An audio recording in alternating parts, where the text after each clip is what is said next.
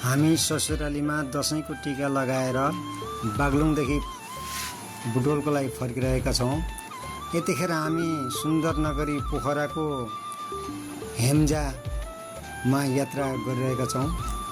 यो अति सुन्दर देखिने छेलाइनको बाटो हेर्दा पनि अत्यन्तै राम्रो, शान्त। आज टिकाको दिन घर घरमा टिका लगाउने कार्यक्रम भएरै होला बाटोमा त्यति यात्रुहरू देख्नु भएको छैन। कतै कतै टिका लगाएर साधनहरू कुरिरहनु भएको एक दुई ठाउँमा छुट्टाफुट्टा मानिसहरू देख्नु भएको छ। अत्यन्तै शीतल छ मौसम, अलिअलि पानीको बुँदहरू झरिरहेको छ। हामी मस्त आफ्नै तालमा रमाउँदै हाम्रो यात्रा अगाडि बढिरहेको छ।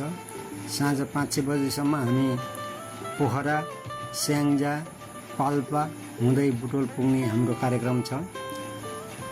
यसै सिलसिलामा टाइम पास स्वरूप एउटा सानो भिडियो क्लिप पनि बनाइरहेको छु र हिँडिरहेको पनि छु। यो अत्यन्तै सुन्दर ठाउँ भनेको पोखराको हेम्जा नगर हो।